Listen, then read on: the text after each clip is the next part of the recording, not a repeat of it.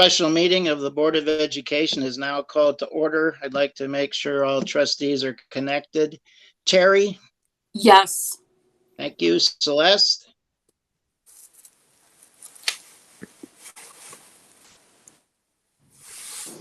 Yes. Thank you. Rusty? Yes, sir. Thank you. And Kurt? Yes. Thank you. And since the purpose of this meeting is to fill a vacancy on our board, I also want to make sure all our applicants for that position can hear as well and are connected. Lee Adams, are you connected? Lee is the only person that's connected to the meeting yet, Randy. Oh, okay. Very good. Keith Prowl. Yes, sir. Right here. Very good. Thank you. Derek E. Yes, thank you. Thank you. Tim Earl. Yes, I'm here. Very good. And Jessica Van Dyke. Yes, I'm here. Very good. Thank you. Recite the Pledge of Allegiance on behalf of the board. I pledge allegiance to the flag of the United States of America and to the republic for which it stands, one nation, under God, indivisible, with liberty and justice for all. We'll start by approving our agenda. Are there any changes to the agenda as presented? Nothing for me, Randy. Hearing none, is there a motion, please, on page 2? I'd like to make the motion that we approve the agenda as printed. Second. Very good. All in favor, please. Barb, could you do the roll call vote? Mr. Droppers, Yes. Mr. Rathburn, Yes. Dr. Shelton Harris, Yes. Mr. Van Antwerp, Yes. Mrs. Novaria, Yes. and Mr. Snyder. Yes. Very good. We'll proceed with our agenda as printed. Our first item is comments and communications. Are there any comments by citizens this evening? No, sir. Thank you, Barb. Well, as you all know, we're here to fill the vacancy on our board. And we would ask for your patience because we don't do this very often and we've never done it virtually. I just want to go through the process very quickly so everybody understands what we're about to do. First of all, the board selected all 6 applicants for the position to be interviewed in public session. One of the candidates, Ms. Elliott, removed herself from consideration this morning. Each of the candidates will be allowed up to 15 minutes, including a 2-minute opening statement to respond to questions from board members. The order of interviews shall be determined by random drawing. After completion of the interviews, each board member will be given the opportunity to comment on the candidates. After completion of the interviews, each individual board member shall vote for his or her 2 candidates. An electronic ballot will be provided to each board member. The board president or his designee will compile the votes and announce those candidates receiving 2 or more votes and how each board member voted. The president will announce the name of those candidates receiving 2 or more votes. Each board member will be given the opportunity to comment on the remaining candidates. In the second round of voting, each board member shall vote for only 1 candidate from those candidates remaining. Again, an electronic ballot will be provided to each board member. The board president or his or her designee will compile the votes and announce the results of the voting and how each board member voted. If 1 candidate receives the greatest number of votes, at least 4, the board president will solicit a motion to appoint that individual to the vacancy on the board. The process shall be repeated as needed until 1 candidate receives at least 4 votes or until the board president indicates that the board is unable to make a decision. Board members, are there any questions? Okay. Just for clarification, Yes. Are we going to go in alphabetical order? Are we going to do the random drawing? You mentioned the random Do drawing. the random drawing, Celeste, and I was hoping you could do that next. Okay, absolutely. I have all 5 names right here. And as I call them, it will indicate applicant number 1, 2, 3, 4, and 5 for interviews. And the first applicant is Lee Adams. The second applicant, Keith Crowell. Third applicant, I think I'm doing it in alphabetical almost anyway. Derek D.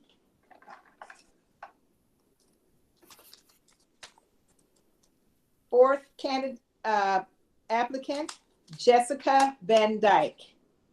And our fifth applicant will be Tim Earl. Very good, Celeste.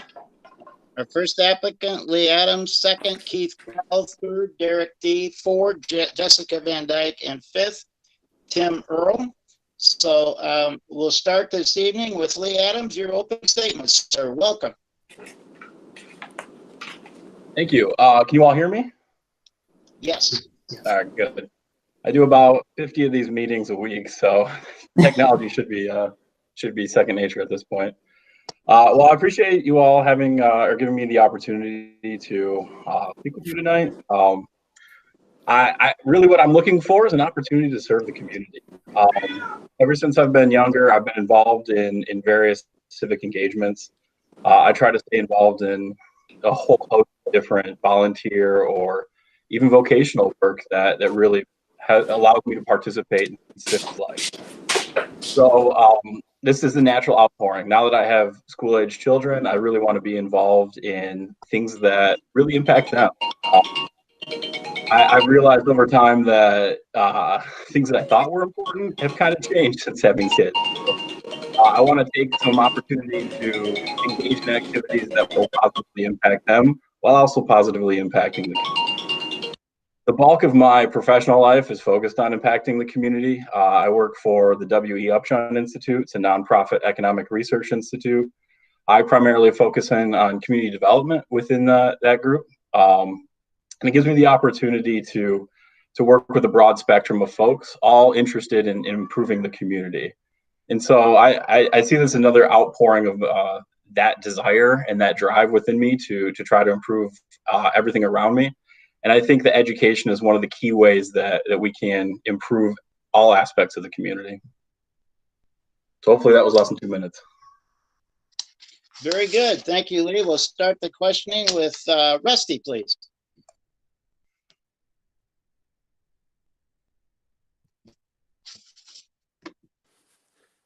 Sorry about that. I feel like I have to grab my mask sometimes. Yeah, I guess one of my questions I like is, the role of the board member is, we can't always make people happy. We have very limited resources. We'd love to pay, teachers more, custodians more, everybody, but we have more sports teams or what have you. So, what do you feel, how would you react to a request from people or stakeholders, some stakeholder group that wants more and, it's a give and take, what's your feelings on that? Yeah, I have the pleasure of working with stakeholders on a pretty routine basis. Oftentimes I interact with members of the public regarding governance, usually local units of government issues. And there usually is one or two person that has a specific issue that they want elevated above what the vast majority of people want. And I've found oftentimes that listening to those folks, giving them an opportunity to be heard and to truly understand where their concerns are, even if you can't meet their concerns, but at least acknowledging that they exist and allowing them that opportunity to speak really helps in a lot of cases. And if we do have to turn down a request, I try to give them as much information on why as possible. I think giving people an adult answer really helps smooth the situation over, and explaining exactly why a decision is made can really help eliminate some hurt feelings. Thank you very much. Lee, I believe the next questioner is me. My question is, how do you describe Portage Public Schools to others? Yeah, it's honestly, it's the best in the area, right? There's a reason that my family chose to move to Portage when we had the opportunity to move all over the Kalamazoo area. The primary reason was the school system. So it's an excellent school system. It's a driven school system that wants all students to succeed. And I know it's filled with caring teachers. My mother-in-law is a fifth grade teacher at Lake Center Elementary, and the commitment of all the teachers, even in times like these, like is incredible. We've got friends that have students in other school districts, and it's interesting to compare across the different school districts. And I mean, the results are borne out in standardized testing, but even beyond that, the feel of the district is much more welcoming than a number of other districts. Thank you, Lee. Great. Lee, this is Bo Snyder. I have the next question. Yeah. You're welcome. Glad you're with us tonight. I would like to ask you a question that I think the current trustees, it'll resonate with all of us, but you know, as a board member, there will be times when you're on the stinging end, losing end of an issue. And the question is then, in those situations, how are you able to support the majority decision of the board, and even when you don't agree with it? Yeah, I mean, honestly, I can take it one step further. So I serve a number of boards. Primarily, I serve the South Central Michigan Planning Council. It's a government board. And I've disagreed with decisions that they've made, and I've had to implement those. And I've had a lot of practice doing that. I might not like the decision that's being made, but I will definitely go along with it, and I will implement it to the best of my ability. As long as there's an opportunity that allows everyone to have their say in a discussion, and the majority makes a decision in a different way than what I think, I will happily support it publicly and privately. Thank you.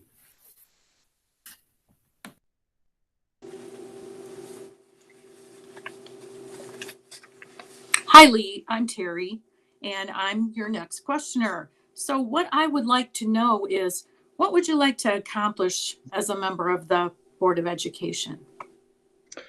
Yeah, it's a good question. Personally, I would like to get as many community members involved as possible, and I'd also like to broaden the perspective of the education community. I think education is a community asset, and it needs to be treated as such. So I think it needs to be involved in a number of different aspects of a community. Things like housing or transportation are important aspects of education, and it goes both ways. So I think getting the involvement of broad stakeholders, business owners, other asset owners in government, in nonprofits, I think would probably be my number one drive.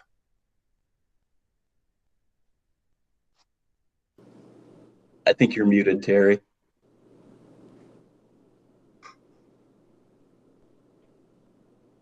Looks like she waved it off anyway.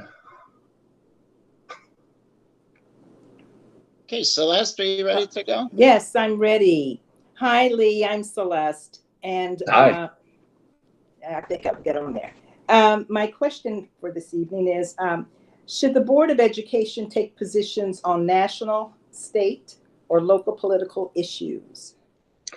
That's a hard question for me because I've been involved. I was an intern with Fred Upton back when I was an undergrad, but now I'm in a job that really forces me to shy away from anything that even smells of lobbying or advocacy, because we are a staunchly nonpartisan nonprofit.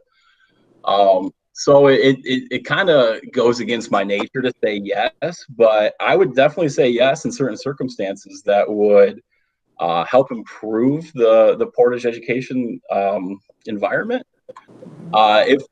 If we as a board think that there is some sort of action that needs to be taken or does not need to be taken, and we feel strongly for that, I think that's definitely something that should be looked at. Okay, I appreciate that. That's an interesting question, especially at this particular time of our lives. So thank you, Lee. Thank you. Lee, I guess I'm next. I'm Kurt Droppers, and my question is, what role do you feel the Board of Education and individual members of the board have to do with day-to-day operations of the district?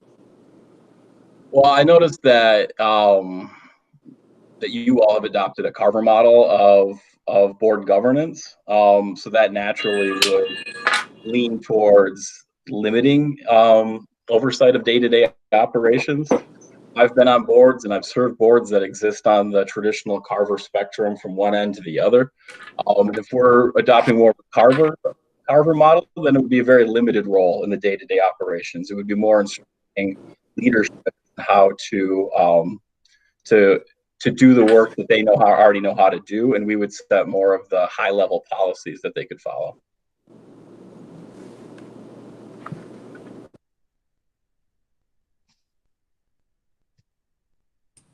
Thank you. Okay, we have about 5 minutes left. And Rusty, do you have a second question? I'll pass. Thanks, Randy.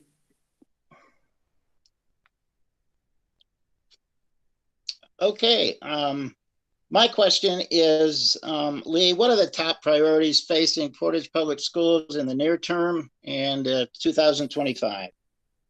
I mean, the near term has got to be COVID, right? That kind of is the thing that's impacting everything in everyone's lives at this point.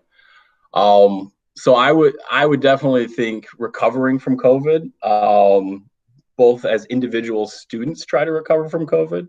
So I've noticed in my first grader, she's definitely struggled with the cadence of virtual school or starting and stopping or really adapting to it. So I think she's going to have some need to recover to some extent, whether that be tutoring over the summer or some sort of catch-up camp maybe that could be created over the summer. But I think there's going to be some need for students to catch back up to what would have been a normal level of expectation for a non-pandemic year. So in the immediate term for students, I think that's one concern and one priority. The financial implications of COVID are another big one. So it's predicted that the state will see a deficit in the general aid fund of about $150 billion and about $100 billion for the school aid fund. So that is potentially a significant impact to Portage Public Schools. So understanding those threats and preparing for those would be a huge priority for the next 3 to 5 years. I mean, additionally, I would think changing demographics would be an important thing to pay attention to over the long term.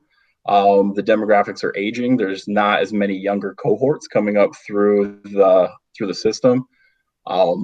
Thinking of how to adapt to smaller classes and cohorts that are coming up. Thinking through some of the changes in the industries that support the property tax that really supports Portage Public Schools. So Portage is the retail hub of Southwest Michigan, and retail has been not performing as well as other industries. So thinking through how industry mix is going to impact future revenue, and maybe even starting to take a hand in helping support industries that will continue to produce revenue over the long term. Thank you very much, Lee. Bo? Yep. Lee, what are your worries or concerns about serving on the Portage Board of Ed? I don't know if I have too many that I can identify right offhand. I'm involved in a lot, and I have a lot of time commitments. But in the evenings, I do participate in a number of meetings, as I do work with local governments a lot. But I do have subordinate staff that can handle those meetings, so that isn't too much of a concern at this point. I think drawing a line between my day-to-day work and the work for this board might be a bit of something, an adjustment that I would have to make, because I do see connections everywhere, and at some point you do have to focus in on what the core issues are rather than taking a wide-angled view of everything.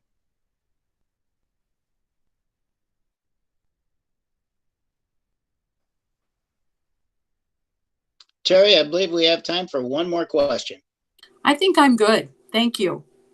Okay, I'll go to Celeste. One more question. And I am fine. Thank you. And finally, Kurt.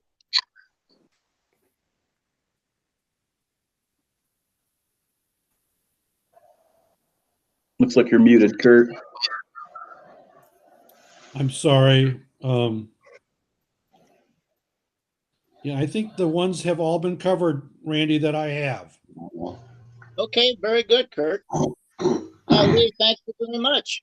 Appreciate your responses. We'll go to absolutely. our next applicant, Keith. And our Yes, all right. Hi, Keith. Am I being, okay, so I'm being heard okay. Yeah. All right, well, terrific. Well, when I look at my career and the ways that it has prepared me for a role on the school board, I think of really one remarkable moment that I had in my time working at Oaklawn Hospital in Marshall, where I served as the Chief Communications and Development Officer. And for the 15 years I worked at Oaklawn, a large part of my position was really immersed in the areas of performance excellence. And really my remarkable moment occurred several months after I left the hospital, when I sat down with the latest issue of Consumer Reports magazine and discovered that based on the data from my final year there, Oaklawn Hospital was the #1 hospital in the nation for patient safety and respect. That was truly a remarkable thing, and it was because of the tireless work of hundreds and thousands of people to make it happen. But there were two foundational things that really made the whole thing possible. First, it was our conscious decision to benchmark and learn from the top hospitals in the nation, and not just the ones who are our immediate neighbors. And second, we were driven by a board of directors that established goals, and then they got out of the way. Their governance was consistently accomplished from a high level. So it's easy to draw a parallel for me with the culture of excellence that I felt at Oaklawn and what I've witnessed firsthand in the Portage Public Schools. First of all, was through the interaction of watching my 4 kids go through Portage schools. All 4 graduated from Portage Northern High School. And it didn't just end there for them. So the foundation of excellence that they took from there carried them through their 4 years of college, and they just hit the ground running at the university level. Second, as a member of the Portage Education Foundation, I am certainly surrounded by that same feeling of excellence, and that things can always be pursued at a higher level. And third, I see in this group here tonight a board that's focused on governance model that establishes pursuits through the global ends, and then it empowers their superintendent to pursue those ends. So I've got a great deal of pride in this district, in the Portage community, and I look forward to being a part of being able to build on this. Thank you for your remarks, Steve. I am the first questioner here, and my first question is this question. How do you describe Portage Public Schools to others, please? Yeah, it's easy in 2 ways, I think. Number one is there really is a continuous pursuit of excellence. There's never a that's good enough. But the other thing, and this is my comparison to what we did at Oaklawn Hospital, it's not comparing with being the best in the immediate area or the best within K-RESA. Portage schools obviously strive to be the best compared with what's available nationwide in their peer group. So to me, that's how I would describe why Portage schools are really a shining star. Thank you, Keith. And Keith, this is Bo. Could I ask you to reflect on kind of a 2-part question? Reflect on the top priorities for Portage Public Schools in the next year, and then look out 4 or 5 years, a little longer term. What would be our biggest priorities over a longer term? Sure, I think it's inescapable that in the near term, it's going to be dictated by COVID, both the financial and academic aspects of that. And from an academic standpoint, I think this has happened all over the world in any industry. Is we have, just trial by fire. So many new things have been tried. So yes, it's been a horrible disruption in the short term. But I also think we're going to have the opportunity to sit back and reflect on, no, wait a minute, here's some things that actually we're going to want to carry forward. You know, they may need modifying, but we're going to carry them forward. Longer term, though, I think maintaining that standard of high performance for every student at all levels, from wherever they're coming from, and meeting those needs at their level. So that, to me, would be the long term. Thank you. Mm-hmm.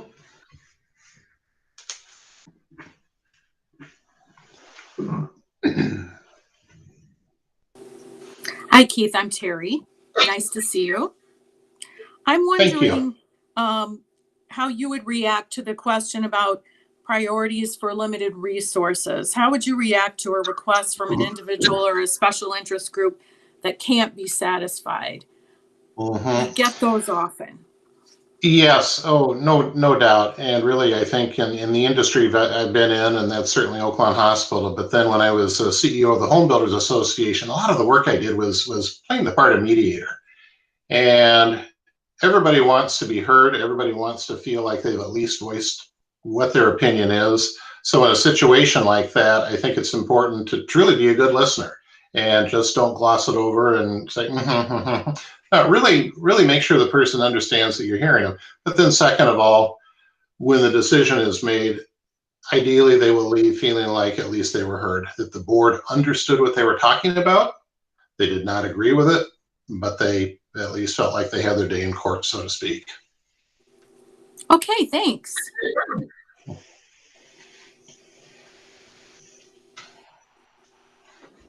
Okay, Keith, I have the next question, and I am going to refer to my question that I asked earlier. And that is, should the Board of Education take positions on national, state, or local political issues? No.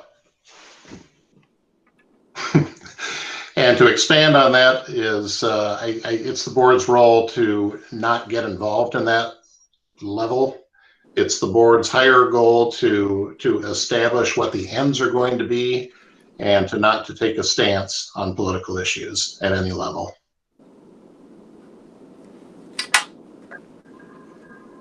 Do you think that, this is just a follow-up, do you think that COVID, since we have pretty much established that that's critical for us right now, there are so many political issues surrounding that, are you able to separate that? Well, let's see. Again, from the point of the school board, I'm not sure how the political issues would come into that. I guess. Well, let me interpret it this way. The whole world is getting all kinds of conflicting information from a lot of different sources, and I think it was probably important for any decision maker to defer to the best sources available. And immediately, what comes to mind from a healthcare background is, what are the healthcare experts saying about it? Not the politicians. Gotcha. Okay, I appreciate your answer. Thank you. Mm-hmm. Hey, Keith, Kurt Droppers, and I'll ask the same question as before. What role do you feel the Board of Education and individual members of the board have to do in the operations of the day-to-day of the district? Again, that would be a pretty quick answer, because really none. It's the board's job, the board's responsibility to establish what the ends are, and then to step back and monitor and measure and adjust in the future, but not on a day-to-day basis. Thank you for your response. Certainly. Hey, Keith, it's Rusty. I'm up next. I'm going to take the question that Bo had last time. What are the worries and concerns would you have about serving on the Portage Board of Education? I would say really none. And I heard that question, and as far as worries and concern, my immediate thought is, what an honor to serve on this board, and that's why I'm here tonight, is to have that opportunity. So I really can't say that I have any worries or concerns. I enjoy the board work that I've done in the past, and I think it's just been very rewarding work, and this would be a tremendous opportunity for me. Great. Thank you very much.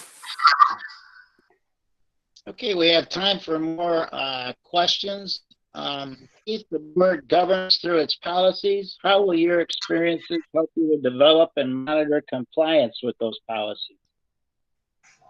Yeah, and I think that really, it's a question that kind of comes almost in a full circle back to the policies and the fact that the district has a very well composed, very well thought out um, uh, system of policies, and you need to be loyal to that and utilize and scrutinize the monitoring reports. So in my past role working with boards and as CEO of the Home Builder Association, that was probably my strongest work with them, because that was my responsibility each month, is to have the policies right there with you, make sure that they are followed. Don't start to deviate from them, because once that happens, it's the old slippery slope. So adhere to what you have. Thank you. Mm-hmm. And Keith, this is Bo. I'll go with another one. We published our 11 official questions, but I'd like to take one and just kind of modify it a bit. All right. So the original question is, what would you like to accomplish as a member of the Board of Education? And I would modify that to say, let's say you're a school board member in Portage for 10 years. You have a 10-year run, and then you retire from the board. What would you like people to say about you and the contribution that you made over that 10-year span? Oh, I love that. And I think the way I would go with that one is that Keith was somebody who was never satisfied with good enough. When a goal that had been established that was met, that my reaction was, okay, but how can we now go to the next step? What is the next step? So it's that forward looking. It's challenging ourselves. And sometimes it's just a matter of coming up with really audacious goals. And, I guess when I think of Oakland accomplishing best hospital in the nation for patient respect, I mean, there are 6,000 hospitals in the nation. How audacious is that? That little old Oakland and Marshall came through with that one. So I think it's important to have goals like that, goals that push. So that's what I'd like to be remembered for. Thank you. Mm-hmm. Keith, this question was asked earlier, but I'm just going to ask a follow-up to that about the day-to-day operations of the district. So oftentimes we get calls and questions from parents and other people about situations that are personal to them. How would you deal with something like that? A parent comes to you with a complaint about a teacher, a coach, a particular situation, whatever. I would direct them to the normal chain of command, whatever it may be in that situation. So I think being armed with that as an immediate response can be important, and then perhaps help them find who that direct chain of command is. But to try to solve that as a board member, I think would be a misstep of the board's responsibility. Okay, thanks very much. Mm-hmm. And I have no further questions. Randy, I have no further questions. Okay, we have for Kurt. Randy, I'm all set also. Very good. I'm all set. Thank you, Randy. All right, very good. Thank you very much.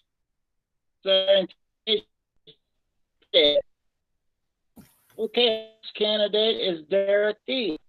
Derek, you ready with your opening statement?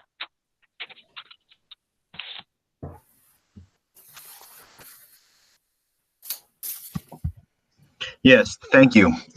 I applied for the now open school board position because I want to continue to contribute to the educational future of our students and schools.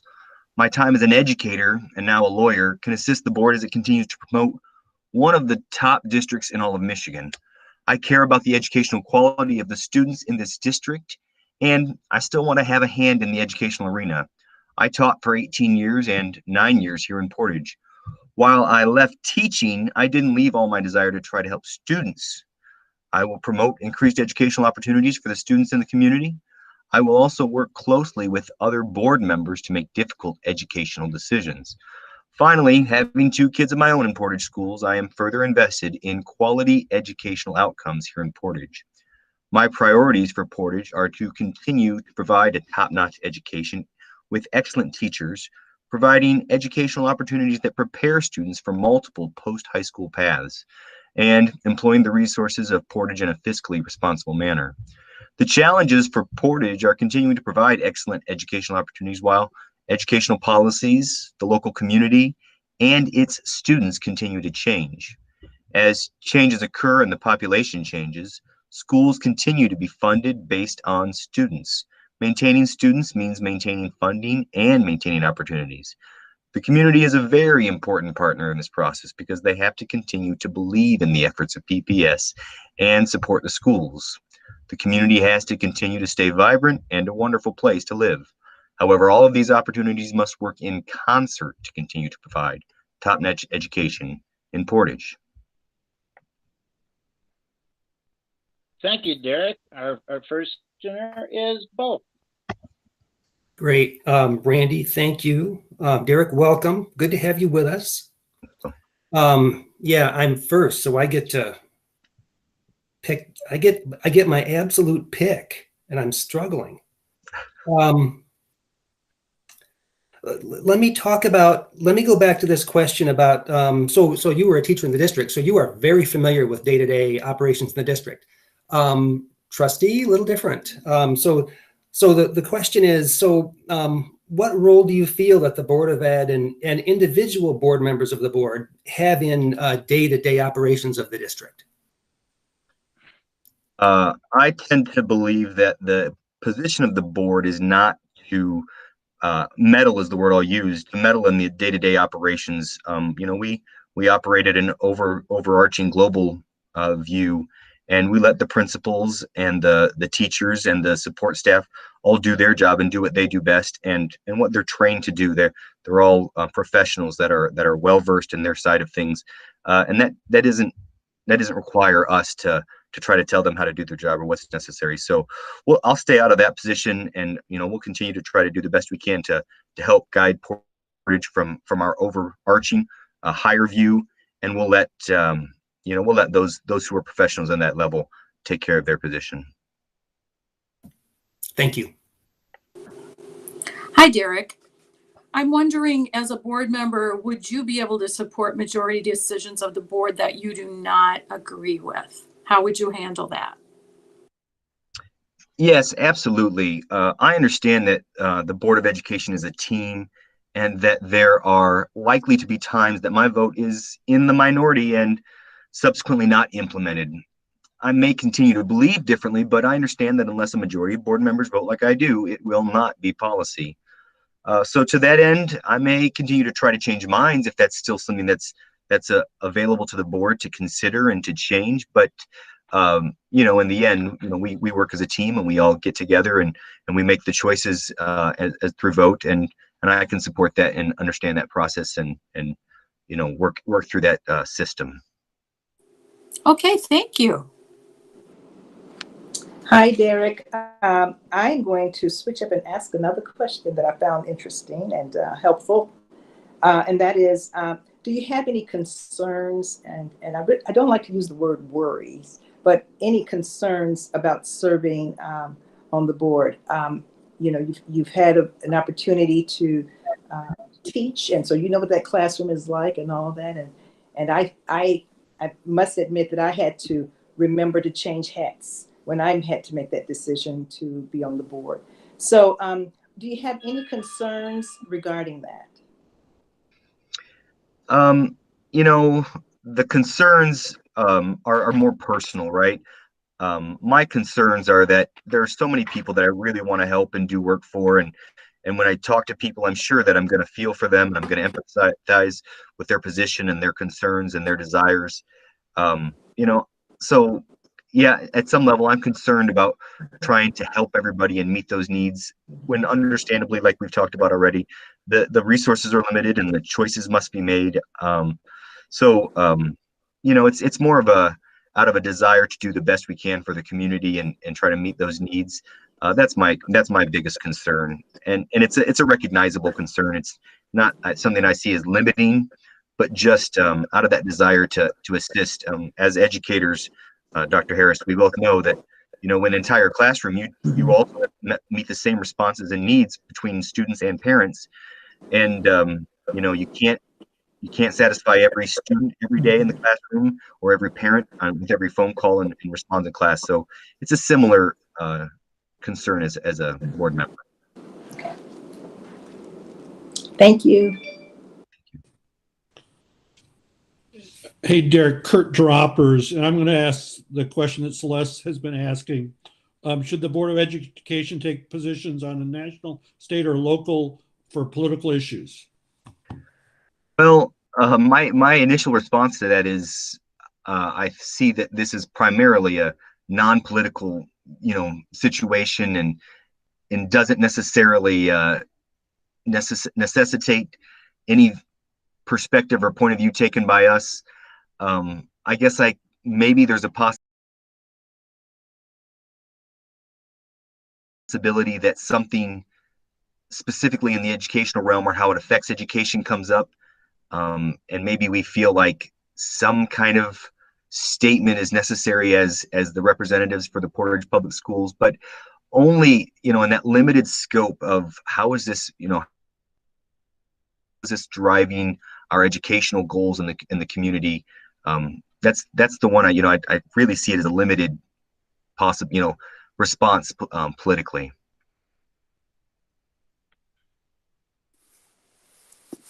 Thank you. Hey, Derek, it's Rusty Rathburn here. Just a question I asked earlier on competing priorities, and as you're aware, there's this huge budget constraints, and so how would you react to requests for individuals or interest groups? You know, we have different stakeholder groups. How do you react to them when we can't satisfy their needs? Because as you're aware, there's a lot of needs in this district, and we just can't, you know, cover them all. Yeah, you know, I guess at some level you talk to all those people, you look them straight in the eye and you say, we're going to do what we can for everybody and make the best decisions we can. You know, you recognize their situation, their position, and try to empathize with them, but ultimately let them know that as unfortunate as it is, not everybody's going to be satisfied with the decisions that I make and that we make as a group. So, you know, you got to look them in the eye and you got to tell them the truth. And you just, you know, you try to address those needs. You know, you obviously hear their concerns and hear their desires, but at the end of the day, you know, there's only so many, you know, 100% of the pie's got to be split up, and that's as much as there is. So until you have more resources, you know, comes from someplace else, there's going to be some people that are inevitably going to be disappointed. Thank you. I like your pie analogy, because I always talk about that where, you know, everybody wants a bigger slice of that pie. So if we give you a bigger slice, we got to take it from someone else. So I appreciate your answer. Derek, how do you describe Portage Public Schools to others, please? Well, as an educator here, I've had a lot of experience describing Portage Public Schools. I tell people it's an elite school system. You know, like I said in my opening remarks, it's one of the top school systems in the entire state, and it competes for top school system in the entire state consistently. You know, and it's got, and I tell, you know, I try to describe all of the different programs and paths available for students, and the great teachers that we have here and the great administrators. Just the, you know, top to bottom, we've got the best you know, group as a whole in the state. You know, you talk about academic programs and the success that the students have enjoyed and where they've gone on to, and you talk about the opportunities that students have to participate regarding different educational paths. You know, you can brag about the excellent athletics and the opportunities that people have to grow through those paths. But then also you talk about the non-athletic extracurricular activities that are renowned throughout the state. You know, quite the reputation for, you know, so many different programs in Portage Public Schools that it makes it really easy to brag to people about how fantastic this school system is and how many different ways there are for their student to get involved and to be successful.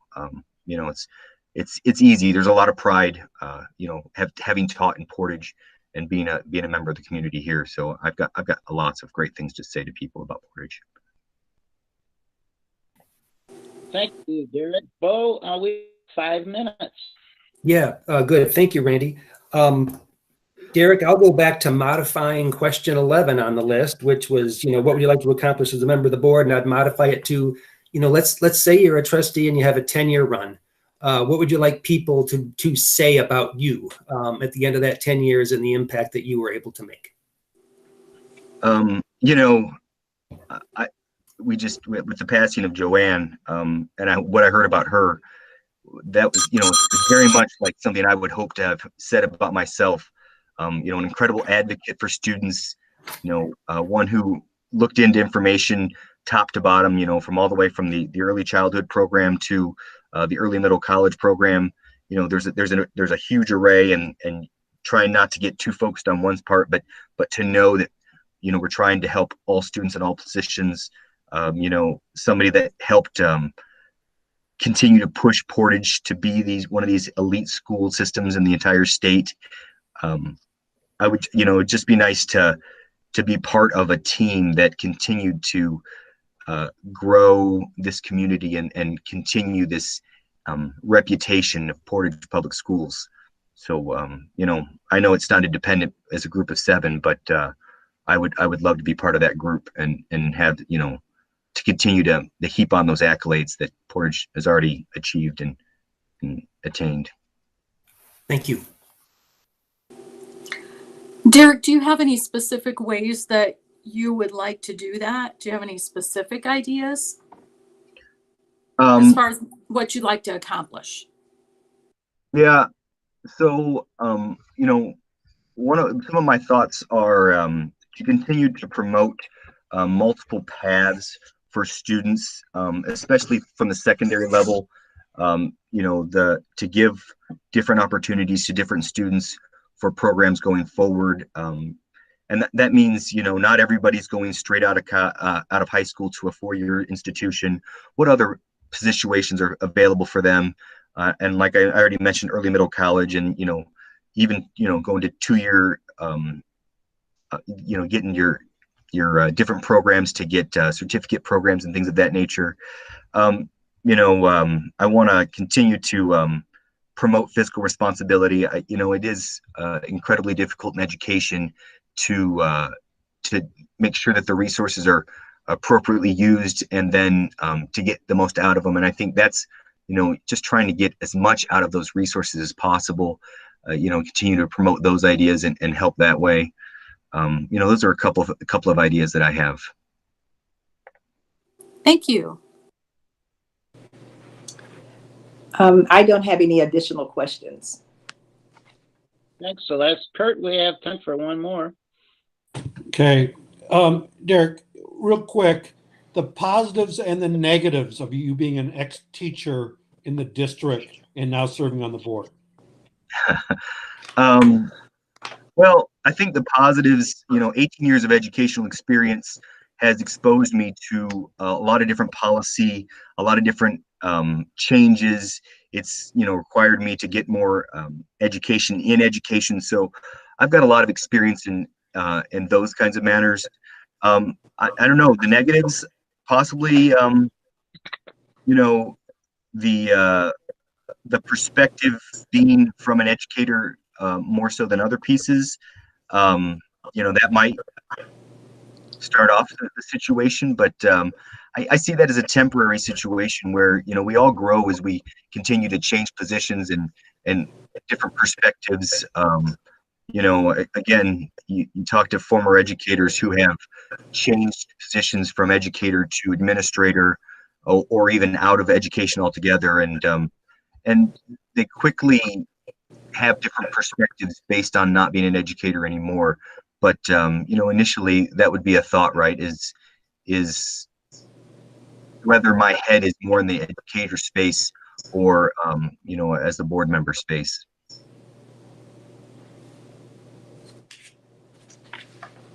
Thank you. Well, thank you very much, Derek, for your response. We'll move to the next applicant, Jessica Van Dyke. You're open, please. Good evening, trustees.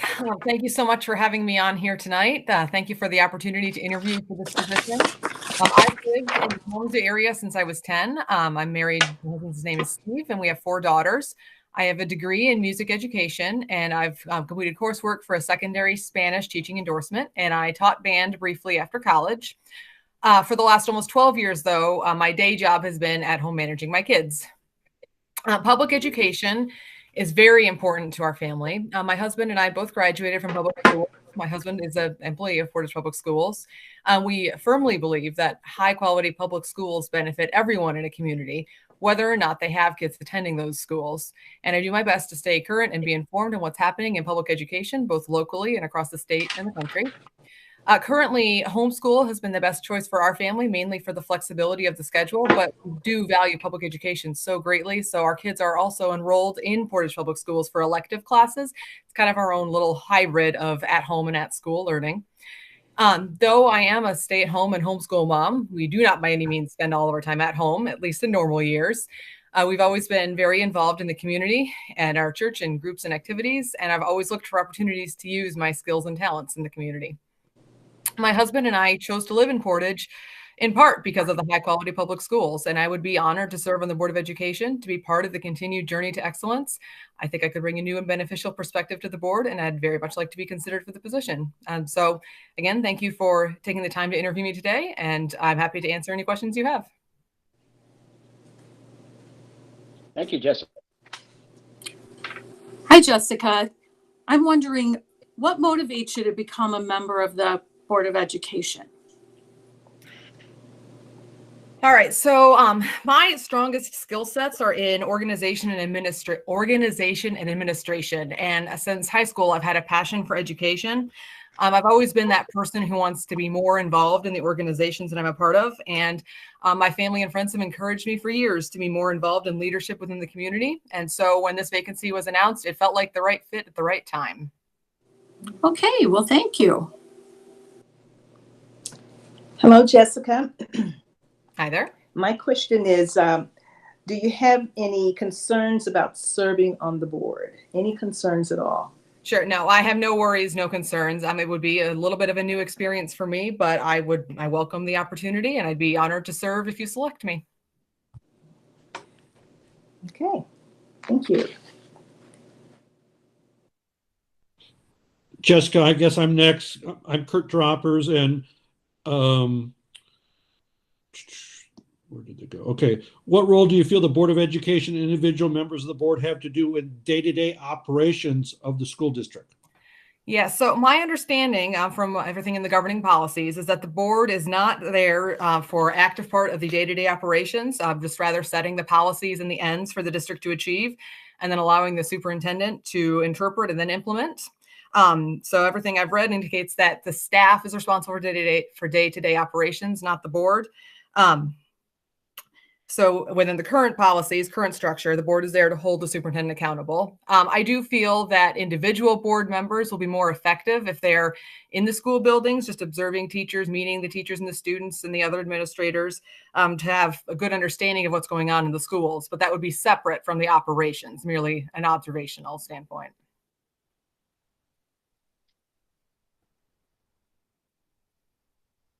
Thank you. Thank you. Hey, Jessica, it's Rusty. Give me a good description. How would you describe Portage Public Schools to others to attract families to this area? Sure. So when my husband and I were first married and first deciding where we wanted to live, we chose Portage. And one of the main reasons was because of the schools.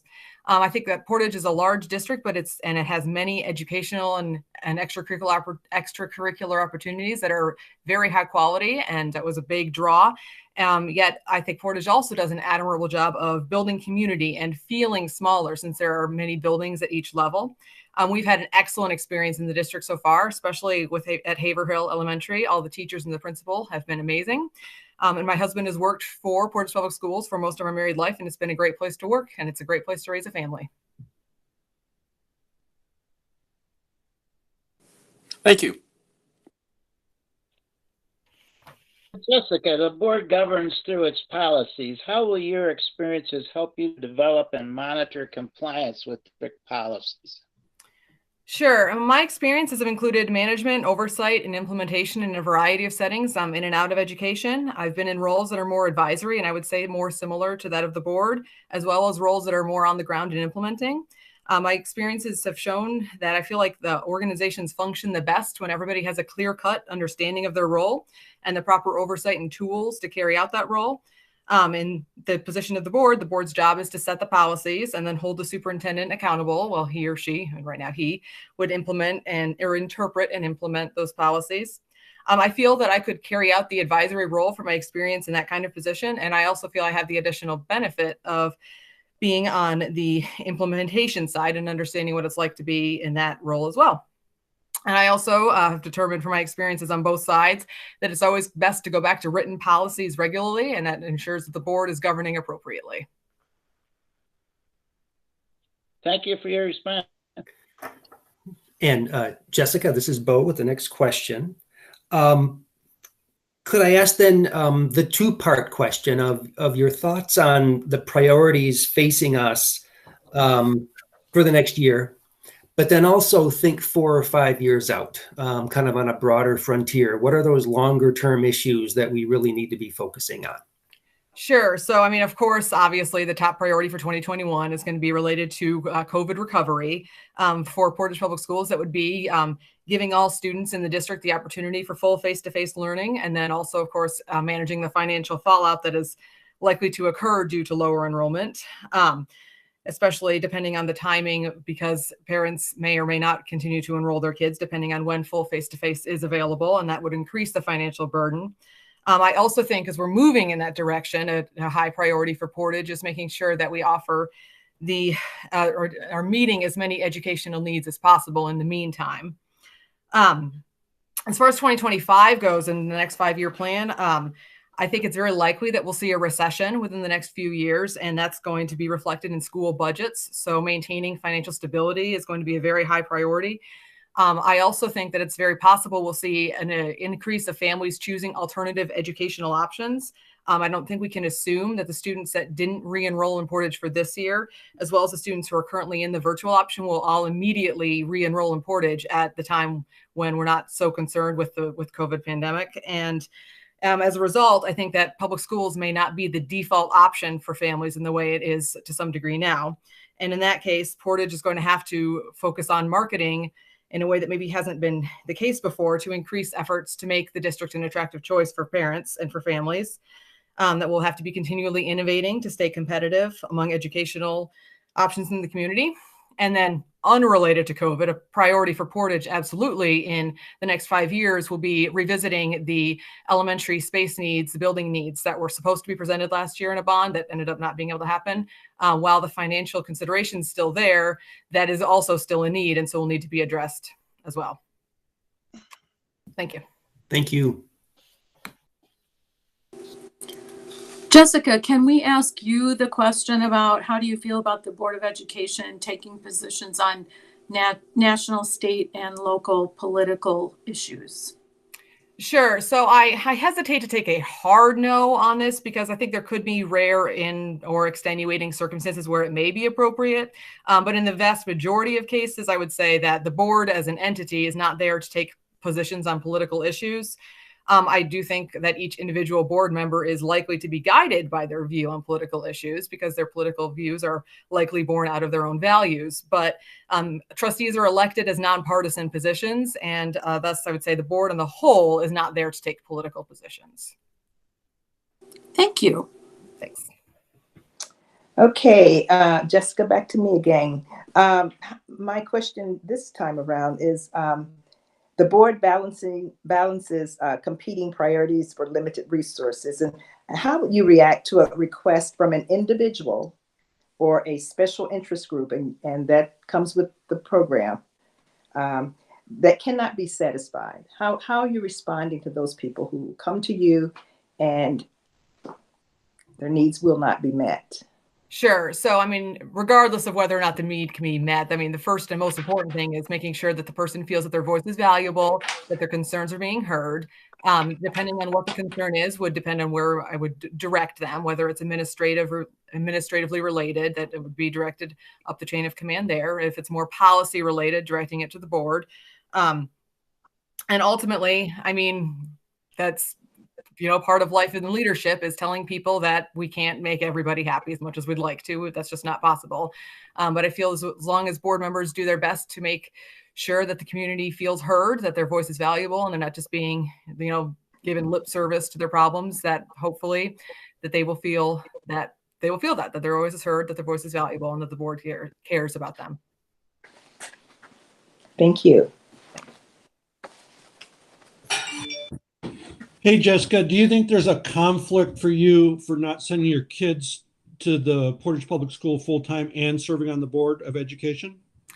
No, I don't think there's a conflict there. As I said in my statement and initially, that high quality public schools benefit everybody in the community, regardless of whether the kids are there full time or not, whether they're even school age or not. And I feel that there wouldn't be a conflict there. I have a lot of experience in the educational world, and I feel that my input is valuable regardless of where my kids go to school each day. Thank you for your response. Jessica, Rusty here. Bo had asked a question earlier, and I'm just going to ask it like he did. 10 years out, say you're on a board for 10 years and you leave, how do you want to be remembered as your accomplishments as a school board member? How would you like to be remembered? Sure. I would like to be remembered as a person who advocated fiercely for families and for their needs, that I would be a voice for the families to represent them well, especially to understand the variety of challenges that face families in the community and how the public school system plays an integral and essential role in supporting those families. I would want them to say that she strived for excellence, that she did her best that I did my best to ensure that Portage Public Schools is continuing to maintain their standing as a high quality public school district. And that again, the biggest thing would be that I was an advocate for families and an advocate for their needs. Thank you. Thanks. Jessica, this is Randy. I don't believe I have another question, but we have time for one more. Hey, Randy, this is Bo. You cut out a little bit, but do I have a chance for one more?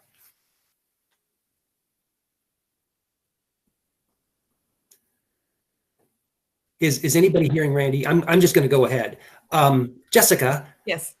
While our board chair, right, we're going to take over the meeting while Randy's connection is a little hinky here. But my question is as a board member, you'll encounter issues where you will be in a minority and the board will decide and you won't be in the majority. And so, how are you able then to support the decisions that the majority makes?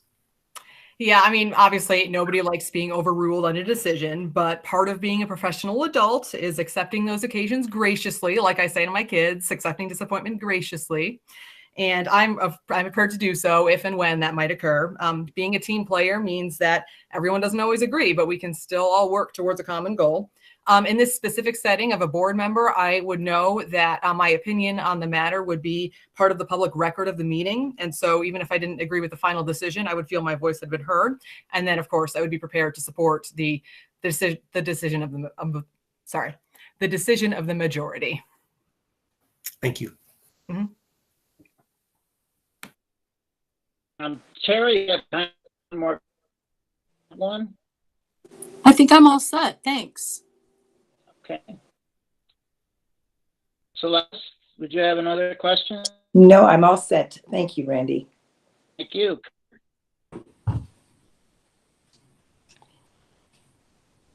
Randy, I can't hear you, but I think I'm all set also.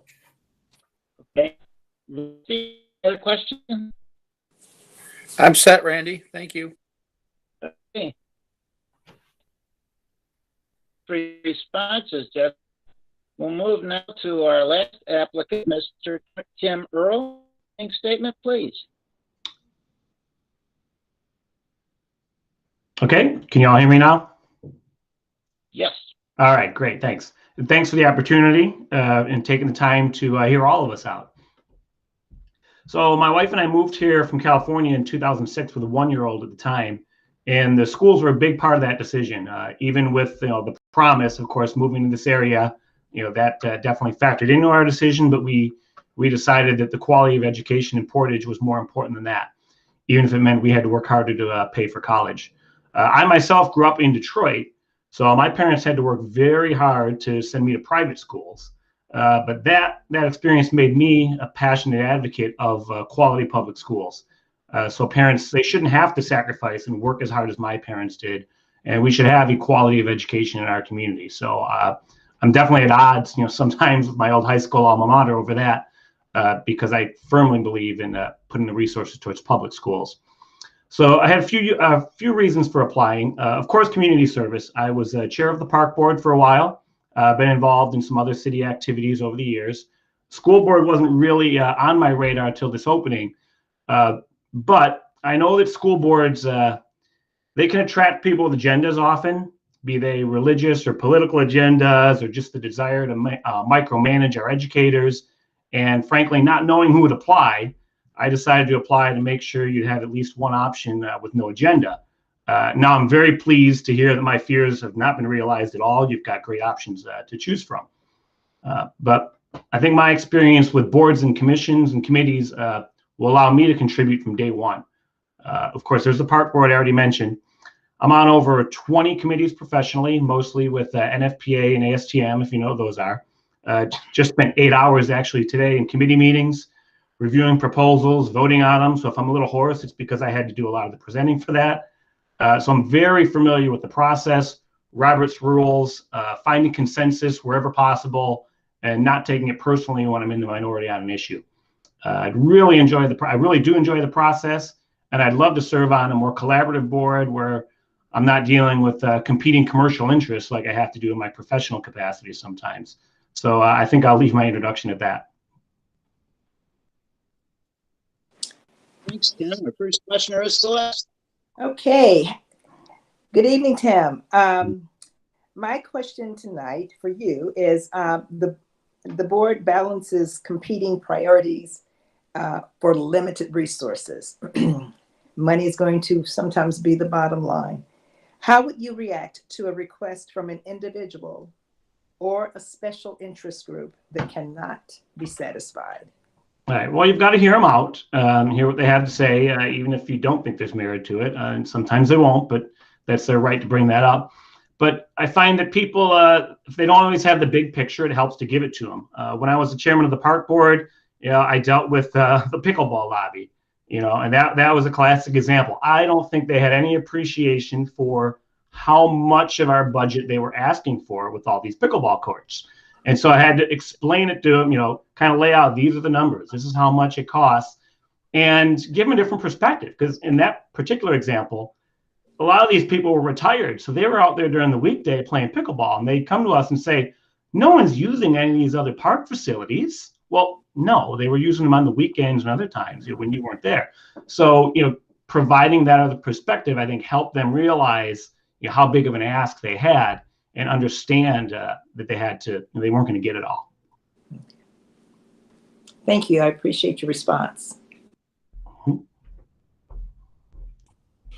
I guess I'm next. I'm Kurt Droppers. And what role do you feel the Board of Education and individual members of the board have in day-to-day operations of the school district? None. That is not the board's job. It's oversight, general policy, things like that. We're not there to micromanage the educators. We're there to support them so that they can be effective in what they're doing and set policy. So shouldn't be in the building doing that kind of stuff. Thank you. Yeah, this is Rusty, Tim. Real quick, how would you contribute to making the Board of Education more successful? Well, just being part of the collaborative process. Like I said, I'm very used to, very comfortable with the whole committee process, and looking at issues, trying to see all sides of an issue. I pride myself on in particular, trying to find unintended consequences when other people don't see them before making a decision.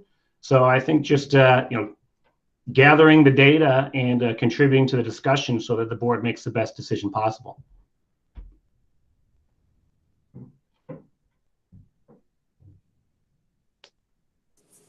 Thank you. Tim, what do you believe the top priorities are facing the district this next year and in 2025? Well, obviously, this next year will be the COVID recovery, as others have said. A lot of students have been struggling with the online learning, so I think our educators are going to struggle with that, and the board's role in that is to be determined on how we support them, our educators and administrators, in helping get back on track, recovering from that. Long term is the usual stuff. I think most people in the community don't understand just how much facilities, how much the focus of the board is on the facilities, the maintenance of facilities, the new facilities. We've done a lot of that recently in Portage. When we moved here, I'm 2 blocks away from 12th Street Elementary. It wasn't here when we moved here. So I've seen that, but I've also been in maintenance a lot of my life. So I understand that it's not just these big bonds going out looking for new facilities. It's making sure that we're putting the money aside every year for the maintenance and the upgrades to keep those buildings going throughout their lifespan, so we can maybe lengthen that time in between those big asks of the community on bonds, to pay more money. So facilities management long term, I think it's always going to be one of the board's top priorities. Thank you, Tim. And Tim, what would you specifically like to accomplish as a member of the Board of Education? No, I don't come with any specific policies or anything that I want to see. Kind of a blank slate on that. I want to see what comes up and deal with it. I mean, in the time I've been here, there's only one issue I can ever remember thinking to myself, man, I don't agree with what the school board did, and that was eliminating the E² program. And even that, I didn't have all the data that you did. So just as a parent who put their kids through it, I thought, ugh, I really, that really was such a good program for my kids. I wish they could have found a way to keep that in the budget. So, maybe long term there's, if not that same program, but some other way to help those kids. Because I know in my experience, I breezed through grade school and high school, got to college with 0 study skills because I didn't need them. And I could tell my daughter was going to be headed down that same path.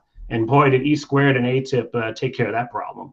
So, it'd be nice if we could figure out a way to help that, because the teachers are in a hard spot. You've got this broad range of experience and the levels of student participation they have to deal with, and they've got to focus on the middle. Both extremes, they're the hardest ones for the teachers to serve. And so anything we can do to help them, things like E² helps deal with that one end of the spectrum, so more time could be spent on the other end of the spectrum helping those kids. Thanks for that. Bo, do you have a question for Tim? Yes, I do. Tim, if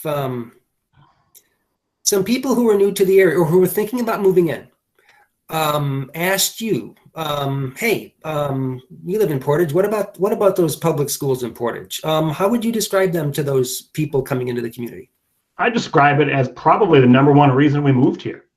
I mean, we could have moved anywhere in this area, when I came. And frankly, I only stayed in my local job for a couple of years. I'm a fire safety consultant now. My work is all national. I work out of this same office and travel for my job, so I could live anywhere. But we stayed here. We stayed here because of the schools. So I think I would describe the schools as providing a solid. Probably the top background, maybe the second best background. I don't think anyone took time to. Okay, everyone else unmuted. Hang in there, Tim. There we go. Okay, that's fine. So it happens all the time, right? So just great school district that provides a solid foundation, has got a lot of programs, and not just the STEM, which as an engineer, I'm a big fan of STEM, but Portage is good at making sure the other programs are funded and not lost in the process. Thank you.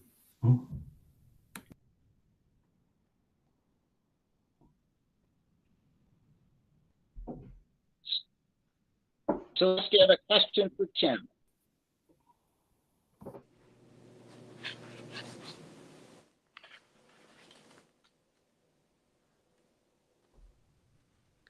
Blue. Hey, Randy, this is Bo. I'm going to jump in. We got a little out of order, and Randy, your connection is a little bit sketchy. So, Celeste, yeah, you're next, right, Randy? And I'm fine. Thank you. I'm all set. Thank you so much.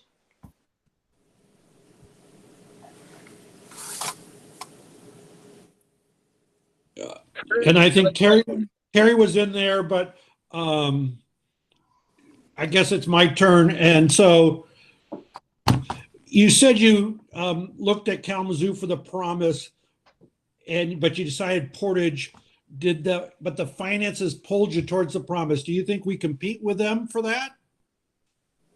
Oh, I didn't. Kalamazoo. I mean, the finances were consideration. Obviously, I ended up here. Do we think we can compete with that?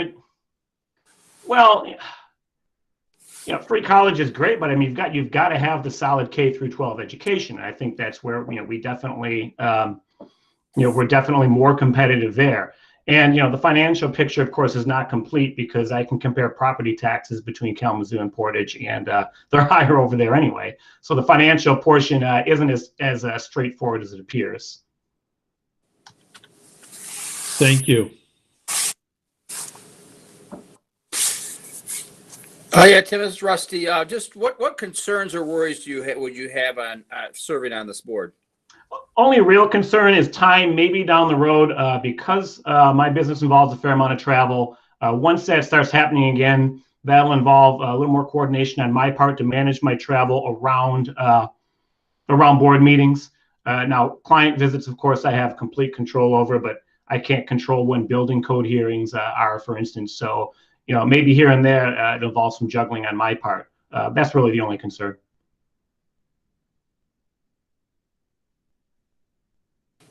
Thank you. Tim, this is Randy. The board governs through its policies. How will your experiences help to develop and monitor compliance with district policies? Well, I've been developing and monitoring compliance with policies probably just about every job I've had for the last 20 years, be it, engineering policies in the Navy, and then as an engineering inspector in the Navy, things I do now with fire safety. So I'm very comfortable in the policy arena. So really, it's just what I do now. Thank you, Tim. Oh, we have time for another question. Yep. Randy, I will ask Tim, I'll ask you the question. Let's say you're on the school board for a 10-year run, and people are reflecting on kind of what impact you've had on the Board of Ed and the district, and what would you like people to say? Well, I'd like my colleagues on the board to remember me as a good collaborator, someone who they could work with, even when we came to things with different views. As far as the community, I wouldn't expect anyone to remember who I am. I think if the board is doing its job behind the scenes, nobody remembers your names until you're up for re-election. And even then, maybe they don't remember our names. well. Yeah. Thanks, Tim. Yeah. Terry, we have time for one more question. I think that's a good place to end for me. Thank you, Terry. Celeste, do you have a question for Tim?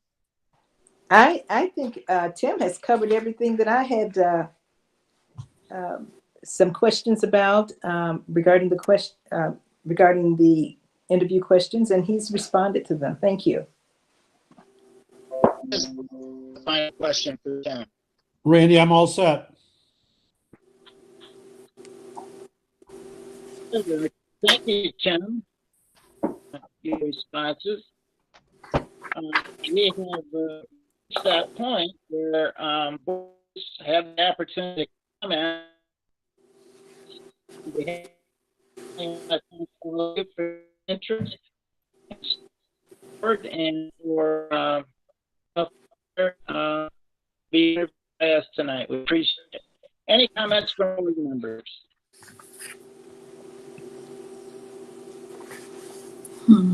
I would like to thank the 5 people for taking their time and wanting to serve on the board. We appreciate your time and your energy to do that.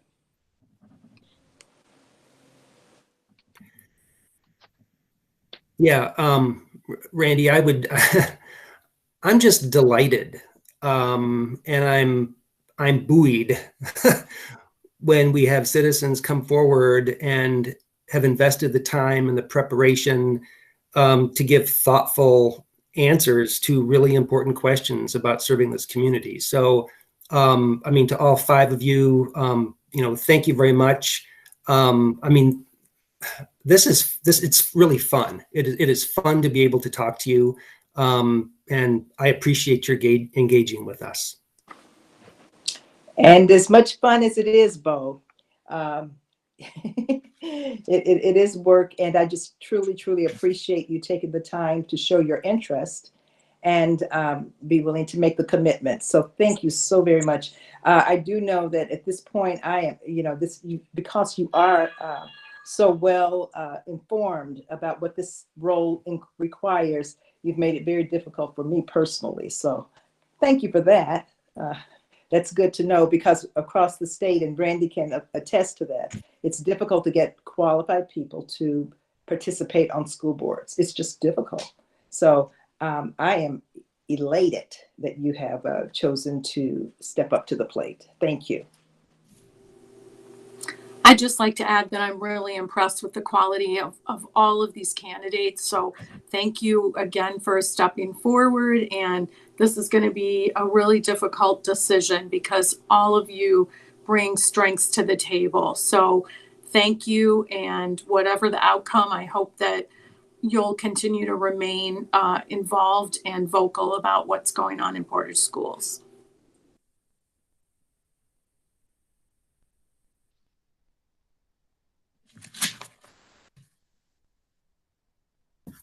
Yeah, Randy, if I can just think out loud here. I mean, so I did say that this has been fun, but now is the point kind of where it's not fun, because we have to say yes to one person, which means we have to say thank you, but not this time, to 4 really good, engaged, articulate, community-minded people. And so that's the part about the process that I do not like, and it's uncomfortable. I mean, we asked you all about what do you worry about being on the board. This is something that I worry about, and I'm never comfortable with this. At times we have to say no to just exceptional people, exceptional ideas, exceptional issues. And so anyway, I just wanted to state that, because I think you all have represented yourselves and your community so well tonight.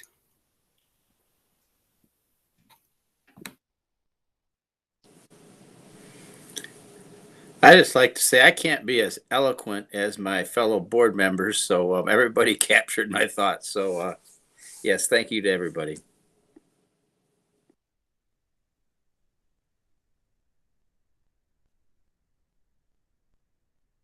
Does anyone else wish to comment?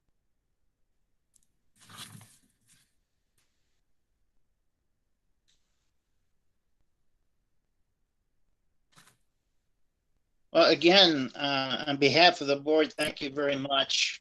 And the next step in our process is to pick our top 2 candidates. And I don't know about the rest of the board members, but could we take a few minutes before we, like 2 or 3 minutes before we make a choice? Randy, I'm struggling, so I would like the full 3 minutes. Okay. Okay. So, Yep, definitely.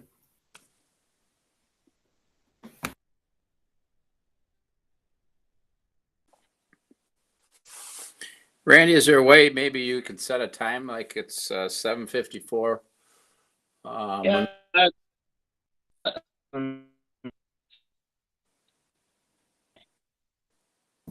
I'm sorry, I didn't hear you, Randy. How about 5 minutes? All right.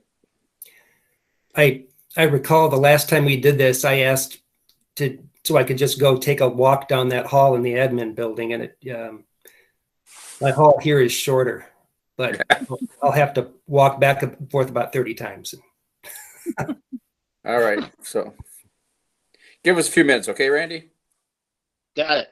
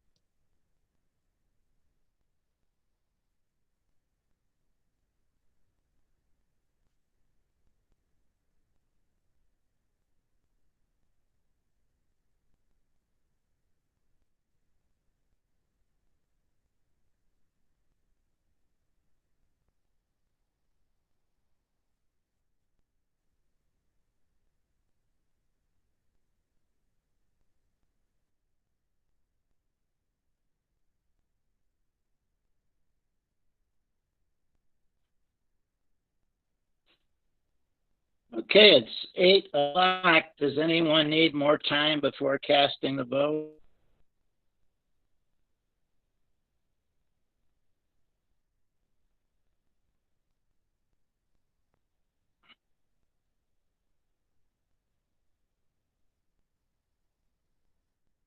Bo, am I being heard?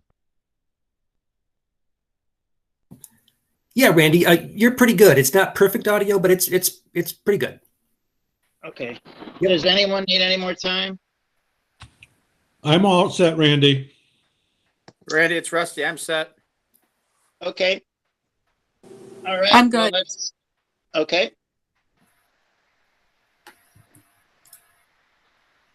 Okay, Terry, well, let's check to make sure you click the commit button or submit button on that form. I have not seen your ballot come through yet. okay, we'll be voting now. Yep. For Dan, give me a second, Dan. I've got to click through some screens to get to that email.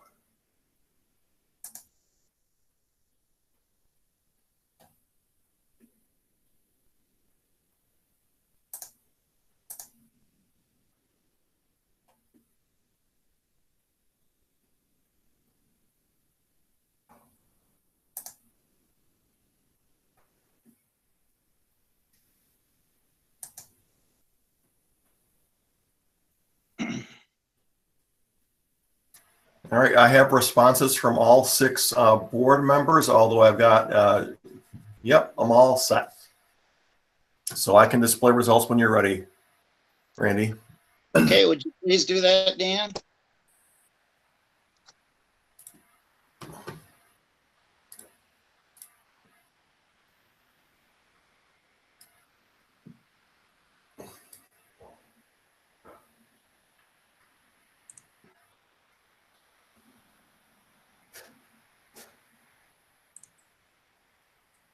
You should see the spreadsheet now. Are you seeing it? Yes. Okay. I see it. It's not coming through on the live stream right now for some reason. Barb, are you going to read the votes? Oh, there we go. Perfect. Dan, I cannot see 2 trustee names on their votes. The only trustee names that are showing are Rusty, Kurt, Terry, and Celeste. Yeah, so I'm guessing. Cannot see the trustee names, all of them. Yeah, so we've got missing names for Bo and for Randy, but the votes are identical, so I don't really think it matters which one we label which. Okay, I was just going to go through which. So who was the one after Kurt?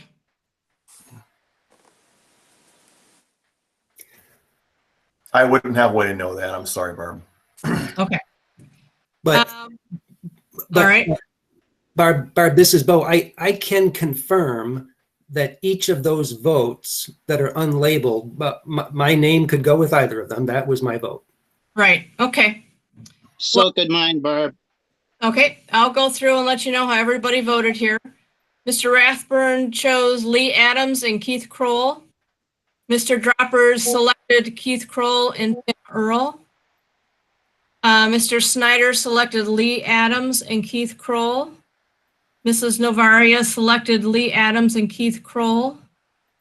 Mr. Van Antwerp also selected Lee Adams and Keith Kroll. And Dr. Shelton Harris selected Keith Kroll and Derek D.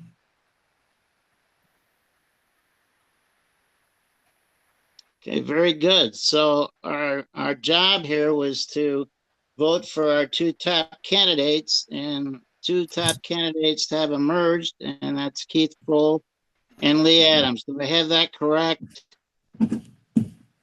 Yes.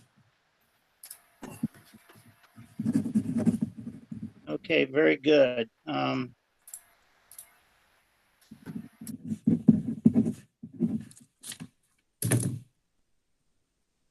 So this is an opportunity now for trustees to comment on the 2 remaining candidates.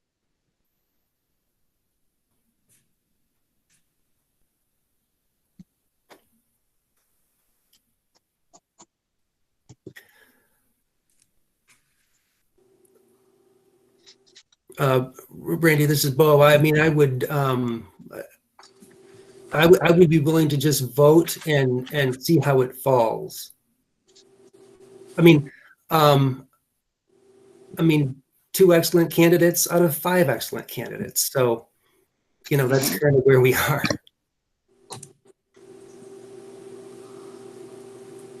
Does anyone else have comments, or would you like to prefer to go to a vote?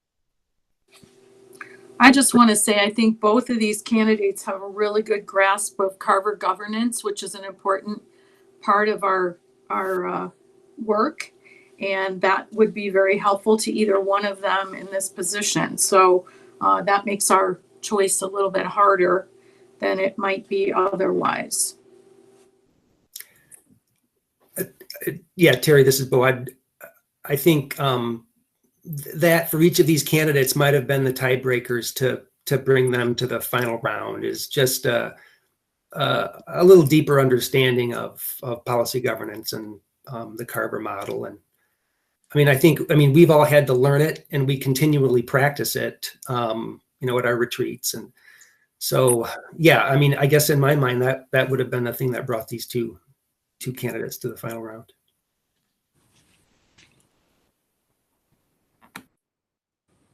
Again, I want to thank all 5 for doing an excellent job, and thank you for being so supportive of Portage Public Schools.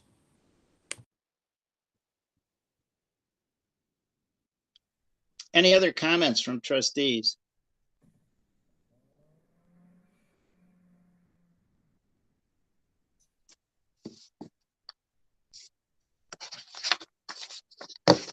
Well, as Bo said, this is the difficult part of this job, and it's our job to do it. So let's take the vote, and this time we vote for one of those 2 candidates, Lee Adams or Keith Kroll.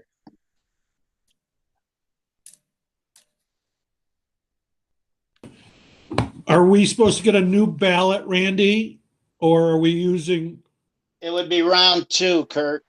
Well, earlier they said we were going to wait a minute or 2, and we were going to have an updated ballot with only 2 names on it.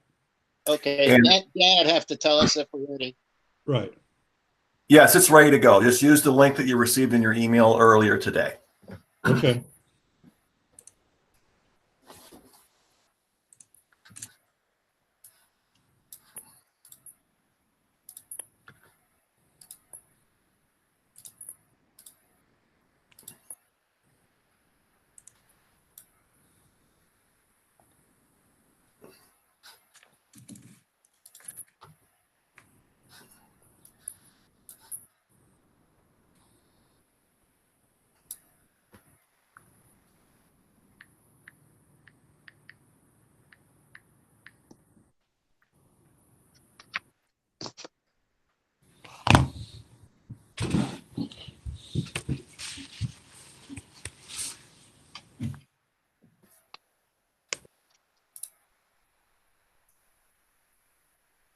And I have all 6 ballots now.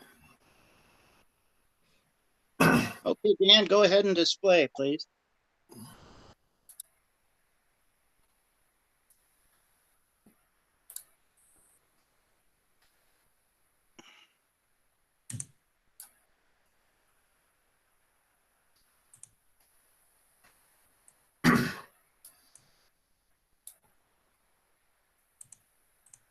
Can everyone see that? I can now, thank you. Keith Kroll has 6 votes. Congratulations, Keith. Is there a motion? There we go. Okay. Thank you. Is there a motion to appoint Keith Kroll to the board? So moved, Randy. Thank you. Is there a second? Thanks, Terry. And this is a roll call vote, please, Barb. Mr. Rathburn, Yes. Dr. Shelton Harris, Yes. Mr. Van Antwerp, Yes. Mrs. Navaria, Yes. Mr. Snyder, Yes. Mr. Droppers. Yes. The vote's unanimous. Welcome, Keith. We look forward to your service on the board. And again, thank you to everyone who participated in this process and was willing to put themselves out there to serve our community. Thank you. Yeah, thank you. Any other comments from anyone? Yeah, if I can, Keith, congratulations. Look forward to having you join us. You're going to have to take an oath soon. And the first time I took it, it was a special occasion. And I do believe the first line of that oath is, "You swear allegiance to the Constitution of the United States of America." I still believe that is the first line of the oath. You know, it's heavy stuff. So Keith, congratulations and welcome. And to the other candidates, I think you all did exceptionally well. And I'm just, I'm enthused by the kind of leaders that we have stepping forward in this community. So you have my heartfelt appreciation. Thank you.